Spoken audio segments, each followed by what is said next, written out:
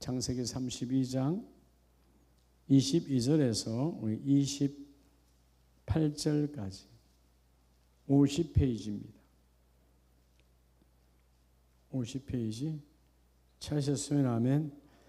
50페이지 구약성경 우리 한 절씩 22절에서 8절까지 교독합니다.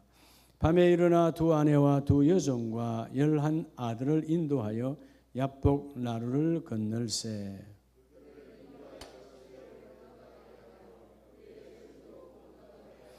야곱은 홀로 남았더니 어떤 사람이 날이 새도록 야곱과 씨름하다가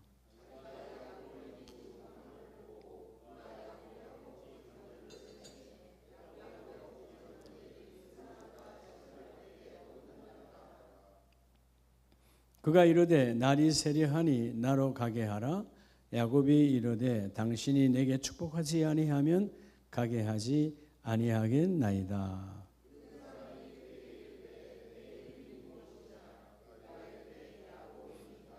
28절 그가 이르되 내 이름을 다시는 야곱이라 부를 것이 아니요 이스라엘이라 부를 것이니 이는 내가 하나님과 및 사람들과 겨루어 이겼습니다. 아멘.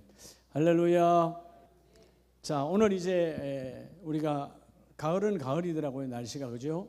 열매도 맺고 가을인데, 여러분 가을은 바라보면 다 뭘 바라보죠? 가을은 열매 맺는 계절이잖아요. 열매. 네. 덜에 작은 것도 사과도 배도 다 열매를 맺는데, 그거는 여러분 한 절기의 열매지만 우리는 인생 전체의 열매잖아요. 그러니까 영적 열매를 맺어야 되는데, 근데 우리가 많이들 열매를 맺기를 원하기는 원하는데 성경대로 왜 성령 충만함을 받으라고 그러죠? 성령 충만을 받으라. 즉 성령을 거부하지 말고 성령과 함께 해야 된다는 말은 여러분 하나님의 사역, 즉 특별히 예수님께서 우리에게 주시는 주님의 사역은 성령을 통하지 않고는 일할 수가 없어요. 그러니까 예수님의 사역, 주님의 사역은 성령의 흐름에서 역사가 일어납니다. 그러니까 내가 뭐요? 성령을 사모하지 않고 성령을 만나지 않고 성령을 인격적으로 여러분 만나지 않고 거부하고 그냥 육적으로 살아가면 절대로 주님의 사역은 일어나지 않아요. 내 스스로 그냥 기분 좋게 해서, 여러분 신앙은 기분이 아니라고요. 신앙은 말 그대로 내 안에 영으로 느끼는 감동이거든요. 기분과 감동은 여러분 출발이 달라요. 감동은 영에서 오는 감동을 누리는 자가 복이 있고요. 기분은 뭐요? 내 마음에서 오는 거예요. 여러분 마음을 그냥 닫아버리면 기분은 그냥 금방 상해버리는 거예요. 그러니까 우리가 성령의 충만함을 입어야 하나님께서 주님의 사역이 함께 일하신다. 누구나도 주님과 함께 사역을 하길 원하시잖아요. 근데 그 사역은 반드시 여러분 성령의 바람을 통해서 이루세요. 그러니까 우리가 성령 충만함을 입어야 성령의 물줄기를 통해서 그분은 일하신다 그 말이에요. 그러니까 하나님의 사람은 철저하게 성령 충만하기를 사모해야 돼요. 자, 오늘 이 가을에 좋은 계절에 열매, 오직 뭐를 통해서? 따라서 회개를 통해서. 여러분 회개. 마치 땅으로 보면 땅은 깊이 갈아엎는 것이 여러분 뒤집는 것이 회개잖아요. 그렇게 뒤집어야 그 땅에 공격이 생기고 아름다운 그 거름이 들어가서 싹이 나고 열매를 맺는 것처럼 우리의 심령의 판을 갈아엎어야 되거든. 그게 회개, 돌이킴이잖아요.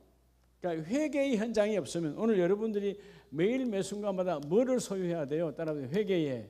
여러분 회개의 현장을 소유해야 돼요. 어떤 현장보다 회개의 현장이 없으면, 즉 돌이킴의 현장이 없으면 열매를 맺을 수 없습니다.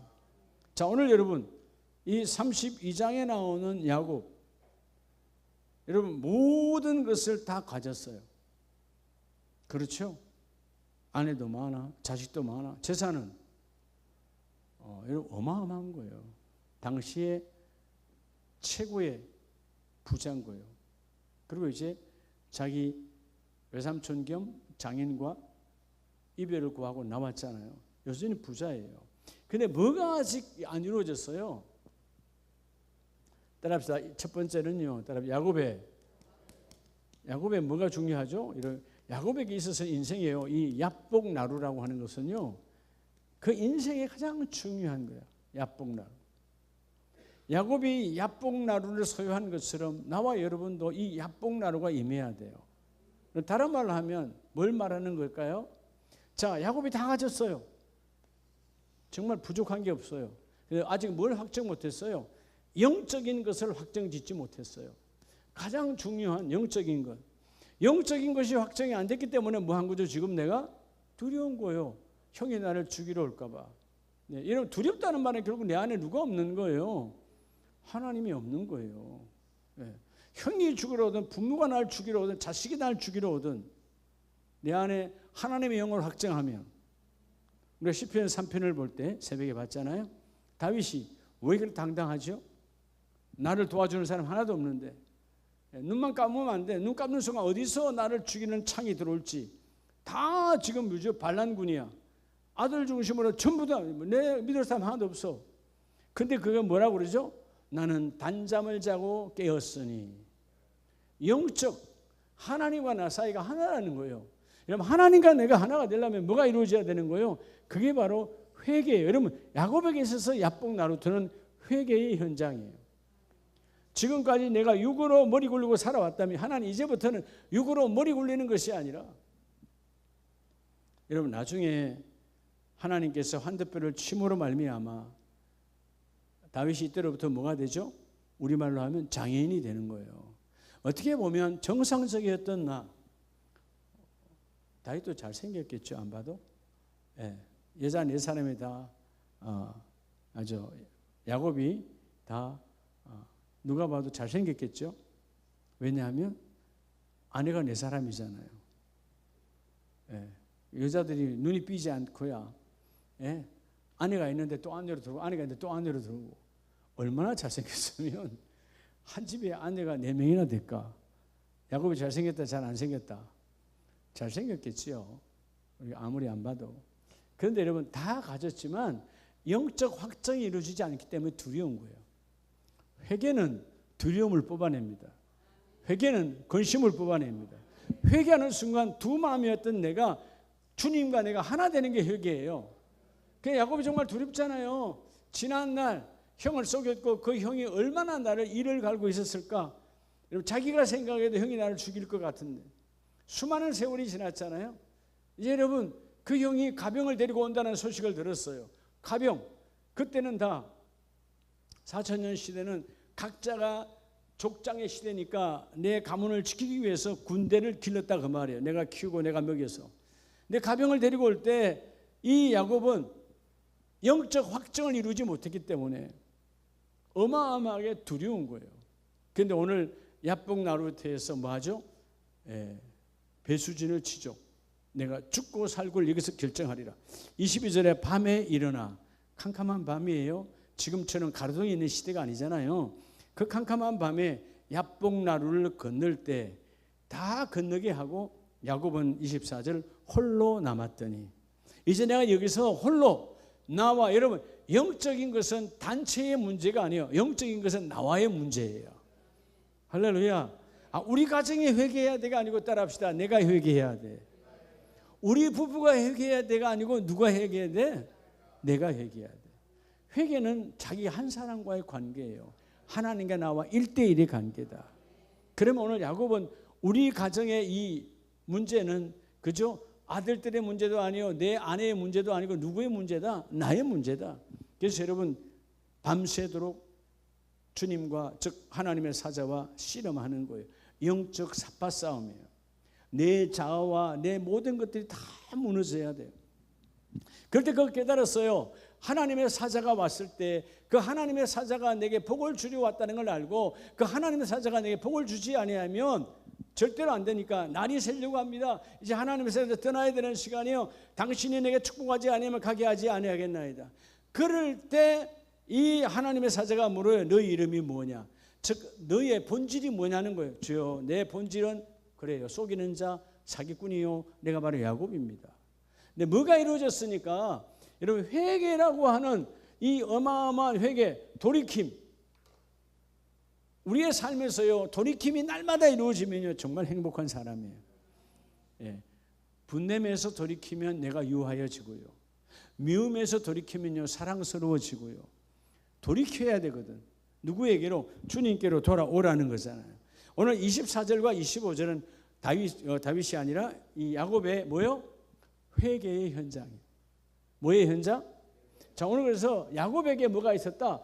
야복나루. 그냥 우리가 야복나루터, 배 타는 곳이니까 야복나루터라 그러는데 성경대로 야복나루. 이 야복나루는 야곱의 인생의 가장 중요한 회개의 현장이에요. 즉 영적 확정을 지은 거예요. 우리가 뭔가 잘 안 된다. 영적 확정을 안 이뤘기 때문에 여전히 꼬이는 거예요. 사실 여러분 이 야곱에게서 얼마나 많이 꼬였어요. 엄청 꼬인 거야. 그런데 오늘 날이 새도록 밤새도록 여러분 그 하나님의 사자와 씨름하다가 영적인 싸움이죠. 그 영적인 싸움에 의해서 그가 25절에 야곱의 허벅지 관절이 그 사람과 씨름할 때 어긋났더라. 여러분 이 관절이 어긋났으면 얼마나 아프겠어요. 여러분 살짝 누가 이렇게 타박상을 줘도 아픈데 관절이 뭐 했다고? 완전히 어긋나고 우리가 보면 이후부터 지팡이 들고 평생을 살잖아요. 왜? 장애인이 됐으니까. 근데 여러분 야곱의 고백은 뭐죠? 장애인, 육적 장애인보다 더 무서운 것은 영적 장애인이라는 거예요. 그럼 영적 장애인은 누가 영적 장애인이에요? 여러분 회개의 삶이 없는 사람이 장애인이에요. 회개의 삶이 없는 사람. 여러분 우리는 날마다 회개할 게 많아요, 안 많아요? 다음 따라 합시다. 어마무시. 그렇게 고백해야 돼요. 어마한 정도가 아니고 무시무시할 정도로 많다. 근데 여러분 우리 안에 있는 더러운 자아가, 우리 안에 있는 이기심이, 우리 안에 있는 교만이 이 회개를 안 하게 만들어요. 회개가 되지 않으면 처음에 말했잖아요. 성령 충만이 임하지 않아? 여러분 성령의 충만은 누구에게? 여러분 눈물 콧물이란 말은 뭐죠? 회개한 자에게 오는 거잖아요. 그러니까 주님의 사역은 여러분 마태마가 공간복음을 다 보세요. 언제 주님이 사역하느냐? 사도행전에 그 주님의 제자들과 12사에 언제 여러분 일어나느냐? 성령 충만할 때예요.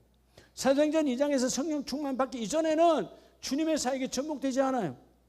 근데 사도행전 2장에서 성령이 임하고 나니까 그 성령이 임한 그들에게는 불같이 물같이 뭐가 임해요? 주님의 사역이 임해요. 따라 성령의 강으로. 여러분 주님의 사역은요 성령의 강으로 타고 들어와서 함께 일하십니다. 그러니까 우리가 회개가 성령 충만을 입는 가장 큰 여러분 나를 뒤집는 시간이에요. 할렐루야. 오늘 이 야곱처럼 온전한 회개의 장소 야복 나루터 이후에 야곱에게는 다시는 이런 일이 없어요. 완전히 하나님의 사람으로 바뀌었기 때문에. 그래서 뭐죠? 야곱이라고 하는 사람은 회개할 것이 어마어마하게 많은 인생이지만 그를 하나님이 뭘로 바꿨어요? 이스라엘로 바꿨어요. 예. 하나님과 겨루어 이겼다라는 뜻은 하나님의 져줬다는 뜻이 아니라 하나님이 그를 뭐죠? 내가 네 안에 있다라는 거예요. 하나님이 없는 인생에서 하나님이 있는 인생으로 바꿔놨다는 거예요. 하나님이 있으니까 이제 그가 가는 곳곳마다 하나님의 사역이 이루어져요. 여러분 우리가 회개할 때 하나님이 이 일을 이루어 주신다. 아무리 생각해봐도 회개할 게 없어요. 나는 여전히 영적 무지한 자예요. 한순간만 생각해도 우리는 회개할 게 수만 가지인데 근데 여러분 여러분 이게 회개도 성령의 충만함을 입어야 회개가 이루어져. 우리 때로는 사람들께 용서하세요, 악수하세요. 그래서 뭐 악수하고 용서하고 하잖아요. 근데 온전히 된 거예요? 절대로 아니에요. 돌아서면 또 믿거든. 예, 용서 진짜 했어. 정말 용서했어요. 그런데 며칠 있다가 또 화나요, 안 나요? 이 인생이 그래요. 성령으로 회개하고 성령으로 용서한 게 아니기 때문에 예, 우리 육은 그렇게 조속으로 바뀌어요. 예, 또 서운한 습선마귀가 들어오거든. 서운마귀가 또 들어와. 오늘 먼저 다 가졌지만 뭐가 부족해? 가장 중요한 영적 확정을 짓지 못한 이 야곱에게 있어서 이 야복나루는 영적 확정을 짓는 날이에요. 이제 내 안에는 주와 내가 주와 한 몸을 이루어서 예, 내가 비록 지팡이를 들고 있지만 지팡이는 주님을 만난 상징이에요. 내가 이 시간 이후에는 어디를 가도 성령의 충만함을 입어서 내가 뭐요? 다시는 과거로 육으로 돌아가는 야곱으로 돌아가는 삶을 살지 아니하고 이스라엘의 삶으로 살기를 원합니다. 그래서 28절에 그가 이르되 너의 이름을 다시는 야곱이라 부를 것이 아니요 뭐라 부를 것이라 이스라엘이라 부를 것이니 이는 내가 하나님과 및 사람들과 그리워 이겼음이라. 결국 네가 길을 바로 잡았다는 거예요. 여러분, 회개는, 이 회개, 돌이킴, 회개는 잘못된 길을, 구부러진 길을, 뒤틀린 길을 바로 잡는 거예요. 그래서 우리 인생에 날마다 일어나야 될 게 뭐예요? 회개의 역사예요. 여러분, 새벽제단에서 회개로부터 시작해야 돼요. 모든 예배는 회개로부터 시작하는 거예요. 왜? 반나절 동안, 혹은 하루 동안, 혹은 3일 동안, 오늘 3일 예배니까 3일 동안, 혹은 6일 동안, 우리 영상으로 들어온 가족들도 마찬가지예요. 회개가 끊임없이 일어나야 성령의 충만함이, 성령의 흐름이 함께 임한다. 주님의 사역은 성령의 강줄 위에서 주님은 일하고 계신다. 그래서 여러분, 인생의 가장 중요한 고비가 언제냐면 회개의 현장이에요. 자, 우리 두 번째를 한번 봅시다. 사무엘 하를 한번 봅니다. 사무엘하 12장에 보면 12장 7절에 나단이 다윗에게 이르되 당신이 그 사람이라. 당신이 그 사람이라. 이 그 사람이라는 말은요, 직역하면 너가 바로 그 나쁜 사람이다. 너가. 그렇게 직설적으로 나단 선지자가 생명 걸고 내 목이 날아가는 거예요. 당시에 다윗은 최고의 왕권을 갖고 있어요. 전쟁이 성성장구하고 있어요. 사람 하나 죽이는 건 아무것도 아니에요. 근데 오늘 두 번째 따라 다윗. 다윗은 어떤 여러분 회개가 이루어졌을까요? 따라 강단 앞에서. 다윗은요, 강단 앞에 회개예요. 저 말씀 앞에 회개. 우리 많은 사람들이 여기서 무너져요. 왜? 내가 권세가 있는데, 내가 스펙이 있는데, 내가 잘났는데, 내가 명예가 있는데, 내가 돈이 있는데.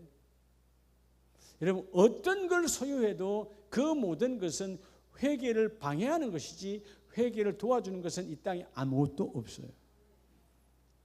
자, 우리가 여러분 12장 1절에 보면 여호와께서 나단을 다윗에게 보내시니 하나님이 다윗의 범죄를 보고 그저 진노하셔서 나단 선지자를 다윗에게 보내요. 그리고 당시 선지자가 나단 하나다 많이 있다? 많이 있어요. 그런데 왜 나단을 보냈을까요? 나단 선지자는 주님 하나님께서 말씀하신 대로 그대로 말을 전달할 자다. 희석하거나 축소하거나 변질시키거나 그대로 내가 가서 그 왕에게 철퇴로 맞아 죽더라도, 이런 과거의 역사를 보면 왕에게 철퇴로 맞아 죽는 신하들 많았어요. 마음에 안 들면 그냥 철퇴로 휘둘러 죽여버리는 거야. 그 시대는, 왕정 시대는 그랬단 말이에요. 나단도 그럴 수 있어요. 근데 여러분 12장에 보면 하나님이 부르셨고 가서 전하라 했을 때 이 나단 안에는 하나님의 지혜가 들어왔어요. 하나님의 은혜가 와서 그 다윗 앞에 가서 비유로 말합니다. 어떤 부한 사람이 양가소가 많았어요. 그런데 손님이 왔어요. 그럼 자기 양을 잡아서 먹여야 될 거 아니에요. 근데 자기 양을 잡아 먹인 게 아니고 또 다른 어떤 한 사람은 너무나 가난해. 너무나 가난한데 그 양 새끼가 너무 귀해서 여러분 집에다 들여서 키워. 마치 가족처럼 너무나 귀하. 근데 그 양 새끼를 빼앗아서 잡아가지고 이웃을 섬겼다. 그게 여러분 다윗이 열받은 거예요. 세상에 그런 나쁜, 우리말로 하면 한 번만 합시다. 그런 나쁜 놈이 있어. 죽여야 된다. 그게 여러분 5절 6절 말씀이에요. 그런 일을 행한 자는 내가 4배나 갚아주리라. 다시 뭐예요? 죽여버리겠다는 거예요. 근데 놀랍잖아요. 7절에 나단이 다윗에게 이르되 당신이 그 사람이라. 그 나쁜 사람이, 죽어야 되는 사람이, 당신 말대로 칼을 4배나 갚아야 될 그 나쁜 사람이 바로 당신입니다. 이스라엘의 하나님 여호와께서 이와 같이 이러시기를 내가 너를 이스라엘 왕으로 기름 붓기 위하여 너를 사울의 손에서 구원하고 내 주인의 집을 내게 주고 내 주인의 아내들을 내 품에 두고 이스라엘과 유다 족속을 다 내게 맡겼는데 너는 지금 하는 짓이 뭐냔 말이에요. 네가 타락했다 이 말이에요. 우리가 아는 밧세바 사건이에요. 사실 여러분 당신이 그 사람이라, 여러분 대단하잖아요.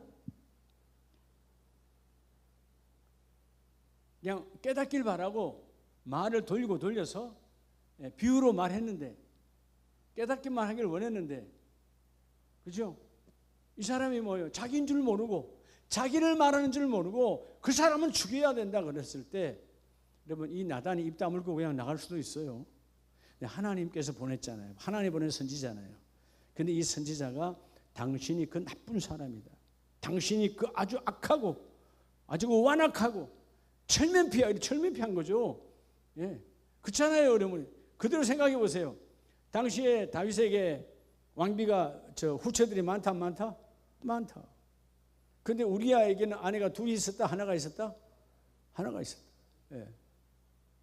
우리아는 하나밖에 없었어요. 알죠?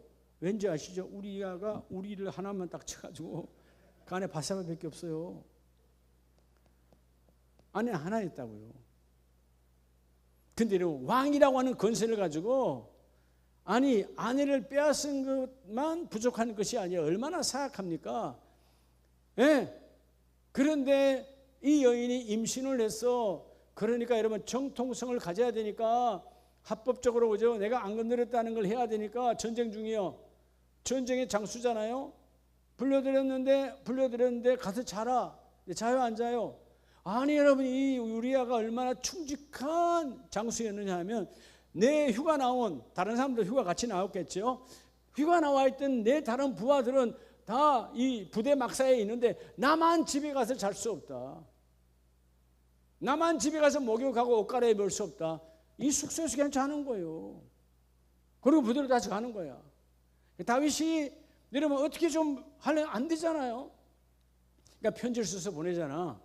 전방의 최고 사령관 요압 장군에게, 이번에는 전쟁에 나거든 이 우리아를 맨 앞에 선봉에 세우라. 그리고 여러분 너희들은 싹 빠져버리라. 야, 얼마나 여러분 야근 잡니까? 아, 내 부하 나를 위해서 전쟁하고 있는 거예요.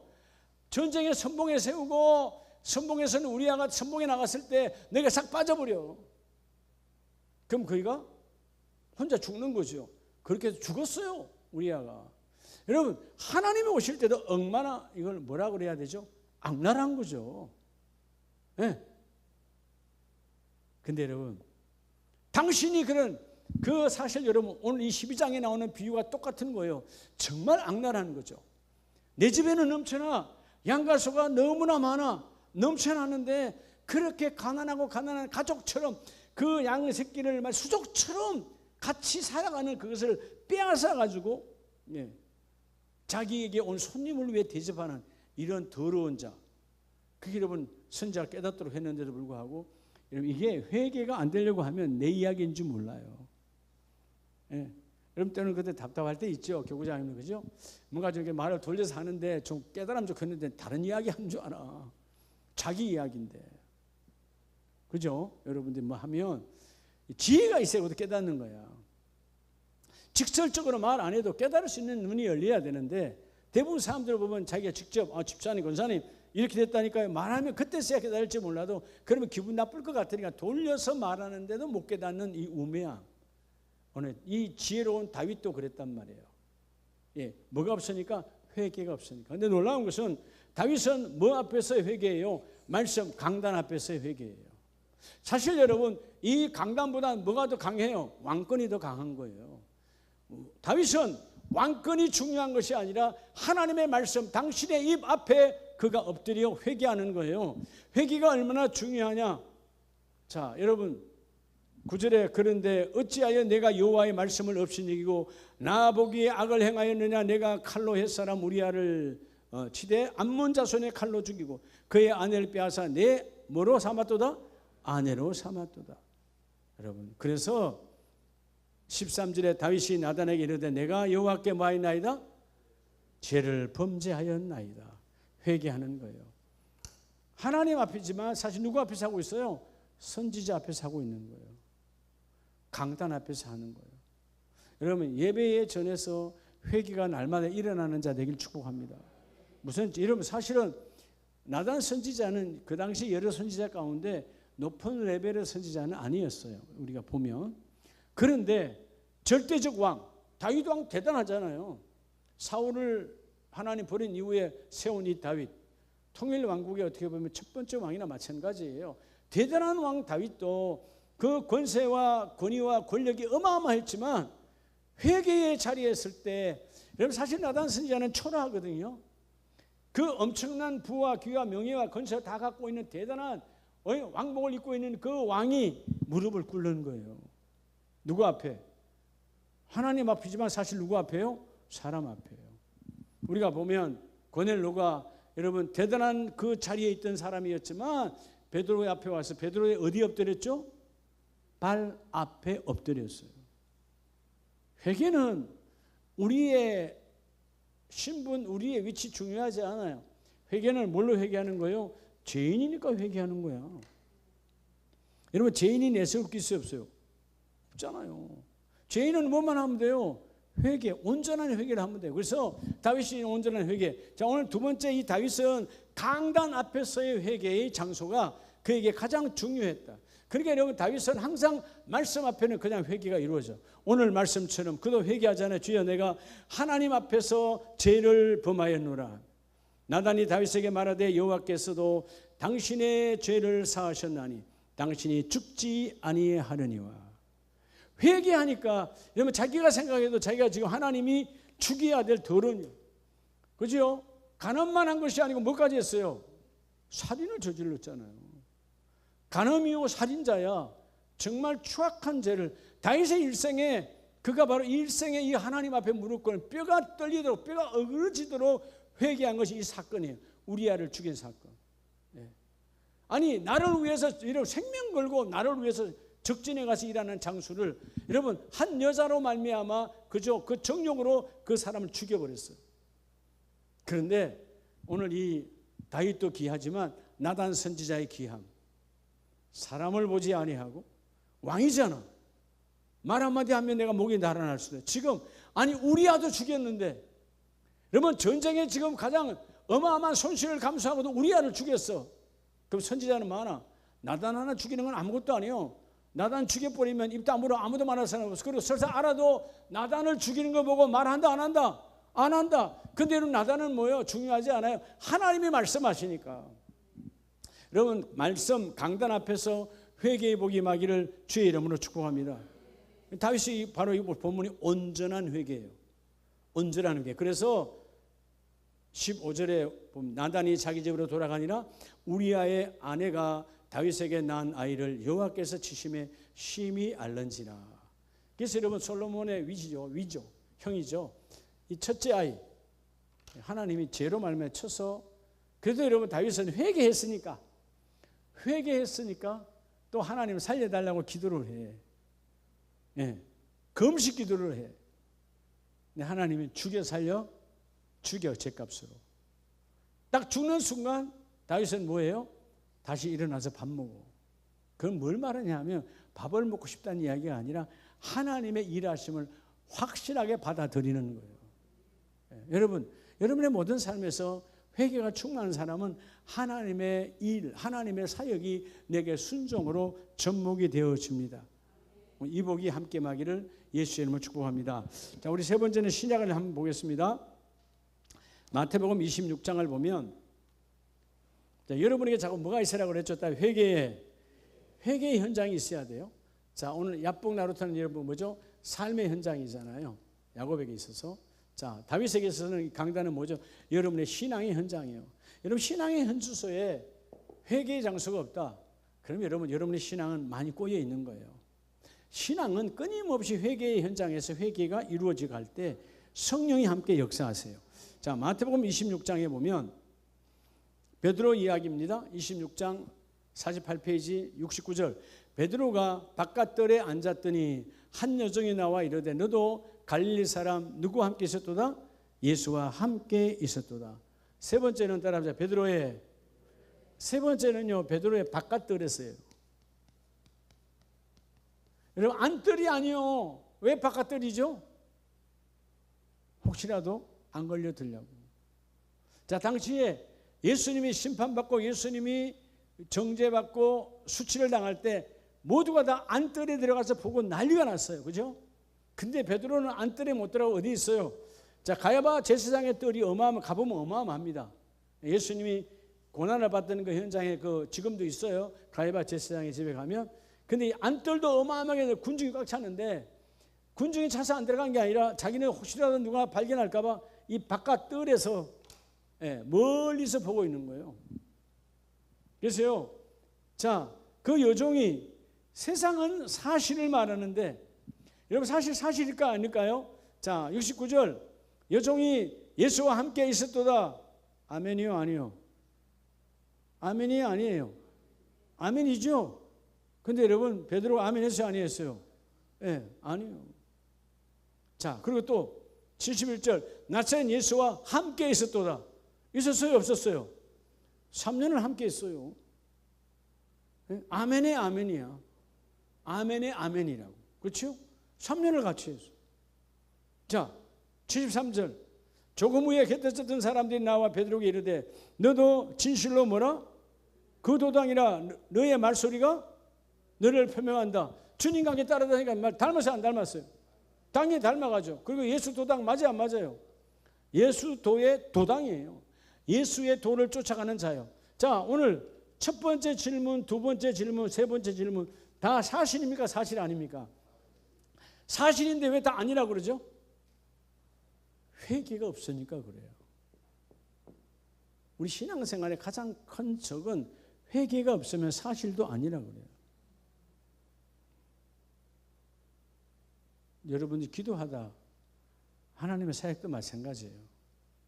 자기가 알아. 내가 잘못된 길을 걷고 내가 잘못된 행위를 하고 있고 내가 주님의 일을 안 하고 있는 걸 다 우리 안다고요. 근데 왜 인정하지 않죠? 회개가 없기 때문에 그래요. 오늘 이 여종은요 정확한 거예요.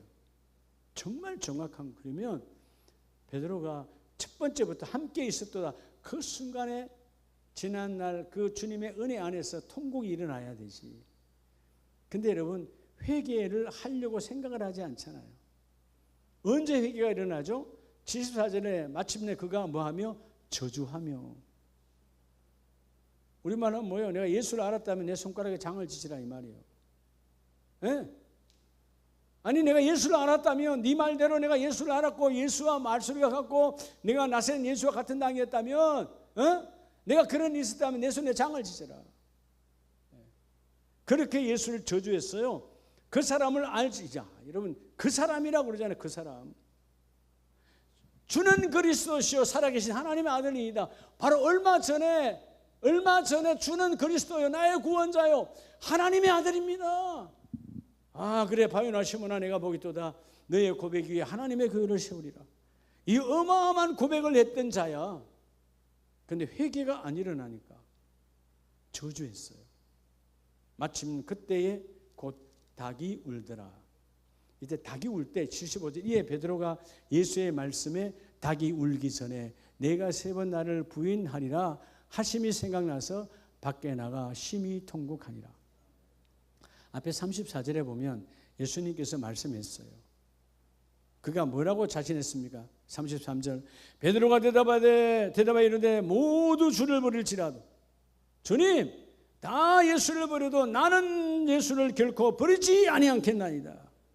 그러니까 34절에 예수께서 이르시되 내가 진실로 내게 이르노니 오늘 밤 이틀 밤도 아니 오늘 밤 닭 울기 전 내가 3번 나를 부인하니라. 회개 없으니까 계속 부인이야. 죄는 죄를 낳고 거짓은 거짓을 낳고 이러면 거짓말장이가 되는 거예요. 우리가 어떨 때 신앙생활 잘못하면 거짓말장이가 되는 거예요. 언제 거짓말장이 되는 거예요? 다음에 기도할게요. 다음에 안 해. 거짓말장이지. 맨날 다음이야. 우리가 여러분 진정한 다음이 내 사이에서 없어져 버려야 되잖아요. 다음이 오늘로 이루어지면 다음이 없잖아요. 그죠? 예. 그래야 되는데 우리 계속해서 다음이 있어요. 계속 미뤄. 신앙은 미루면 아무것도 되지 않는 거예요. 결국은 오늘 베드로는 그 말씀이 생각나서 통곡은 했지만 온전한 여러분 통곡이요? 아니에요. 온전한 통곡은 아니에요. 그리고 또 도망가요. 성령을 받고 나서야. 언제? 마가의 다락방에서 성령을 받고 나서야 이제 그가 완전한 회심이 일어나요. 그리고 누구도 추종할 수 없는, 누구도 따라올 수 없는, 그게 여러분 사도행전 4장을 보면 얼마나 사람이 바뀌었느냐. 자, 사도행전 2장에서 성령을 받았어요. 성령의 강이 베드로의 사이가 흘러넘칩니다. 그러니까 주님의 사이가 막 임하죠. 18절 이하에 보면 4장 18절에 그들을 불러 경고하여 도무지 예수의 이름을 말하지도 말고 가르치지도 말라. 다시 말하면 안전병의 사건, 그 사건을 통해서 안전병이 일어났잖아요. 성경 민문에서 어마어마한 역사가 일어나고 모든 사람이 지금 주목하고 막 소문에 소문이 나가. 그런데 이 제사장들과 정권 자본 이 집권자들이 예수 이름을 꺼내지 마라. 근데 20절에 우리는 보고 들은 것을 말하지 아니할 수 없다. 이전에 베드로와 지금 베드로와 같아요, 달라요? 이전 같으면 말 안 하고 싹 다물고 그냥 가죠. 이제는 내가 주님의 사역, 성령의 사역을 내가 부인할 수 없고 나는 반드시 이 일을 이루어내리라. 이게 바로 회개 후에 따라붙는 능력의 삶. 그러면 회개 후에 능력의 삶이 오는 거예요. 능력은 언제 오느냐? 회개할 때 오는 거예요. 다윗이 회개하지 않았다면 이제 들킬까 내일 들킬까 늘 두려워서 아무것도 안 됐을 거예요. 회개를 확실하게 하고 나니까 남이야 성공하지 않든 말든 단단히 뭐라고 그래? 하나님도 당신을 용서하셨다. 이 말은 하나님 앞에 온전한 회개를 이루었다는 거예요. 그 사건 이후에 다윗의 삶이 180도 달라져 버립니다. 회개는 성령이 일하게 하시는 하나님의 발판이에요. 그러니까 우리가 날마다 뭘 찾아놔야 돼요? 끊임없이 회개의 문을 닫거든. 여러분 세상은 회개의 문을 닫으려고 해요. 그렇죠? 어둠은 속성이 뭐예요? 숨기는 거야. 우리는 하나님 앞에 고백하는 거예요. 하나님 내가 잘못 살았어요. 잘못 생각했어요. 하나님 나를 바꿔주세요. 나를 하나님께 던지는 것이 바로 회개의 시간이에요. 자, 그러면 회개가 돌이킴이라고 그랬는데 우리 에베소서를 한번 볼까요? 이렇게 베드로에게 있어서 그 바깥들은 결국 그 바깥들은 회개의 현장이었다.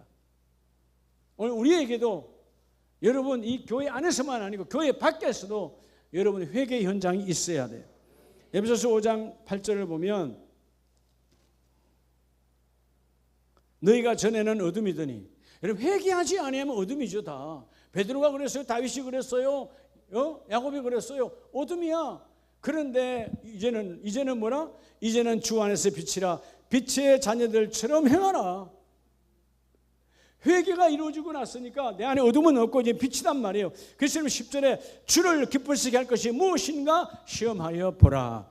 회개한 자는요 날마다 하는 일이 뭐냐? 주님을 기쁘시게 할 일을 찾는 거예요. 주의 기쁨이 나의 기쁨이야. 주의 기쁨이 나의 기쁨이라. 여러분 내 기쁨이 주의 기쁨 되는 건 아닙니다. 여러분 주의 기쁨이 나의 기쁨이 되어져야 돼. 주의 기쁨이 나의 기쁨 되면 내 영과 내 혼의 충만함으로 하나님 바뀌게 하여 주신다.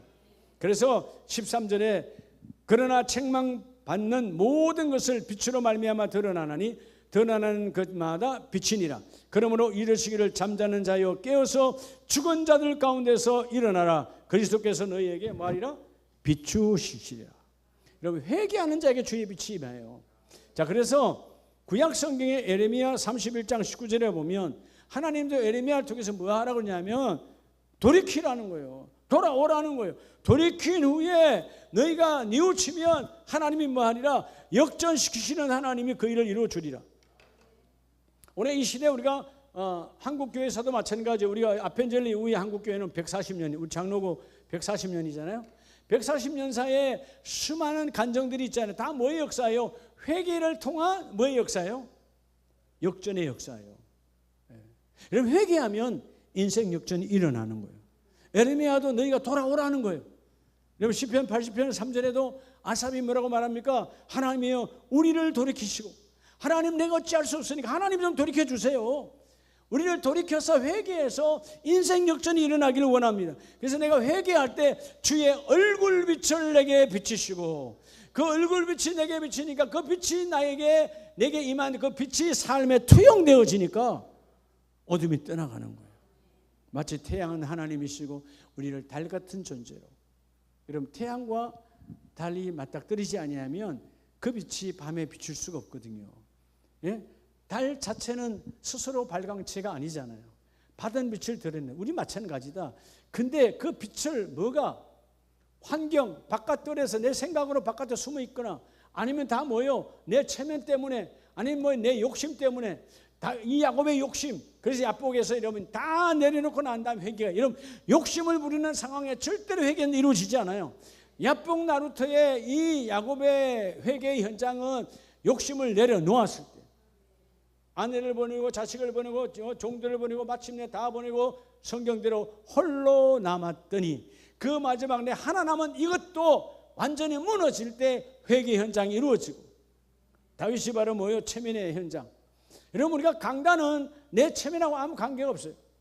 여러분 그래서 철저하게 하나님의 강단 앞에서 회개하는 자가 복이 있다. 그래서 여러분 우리가 잘못하면 내게 주어진 직분, 이 장로라고 하는, 이 권사라고 하는, 이 안수집사라고 하는, 이 집사라고 하는 이 직분이 여러분 회개의 방해의 도구가 되면 아무것도 안 돼요. 오늘 새벽에 뭐라고 그랬죠? 이 모든 직분은 내게 주신 최고의 뭐다? 생각이 안 나? 최고의 달란트다고. 여러분 우리 달란트 그러면 내 몸놀이 잘하고 뭐 머리가 똑똑하고 뭘 잘 만들고 이런, 여러분 그런 여러분 사소한 그것도 물론 은사지만 그게 중요하지 않아요. 내게는 모든 걸 하나님이 집합적으로 만들어서 하나님의 일을 도도히 만들어 흘러가게 하기 위해서 직분을 준 거예요. 직분이 여러분 최고의 은사라니까. 그 직분이 녹슬지 않고 직분이 잠들지 아니하도록 내가 회개 어디에서 너희가 그 삶의 현장에서 너희가 나와서 회개하면 하나님이 그 모든 일을 일으켜 주시리라. 그래서 시편 80편 3절 후반절에는 보면 너희가 회개하면 우리가 구원을 얻게 되기를 원합니다. 주님의 구원의 능력은 뭘 통해서 온다고요? 회개를 통해서 와요. 할렐루야. 우리 시간 한번 기도하기로.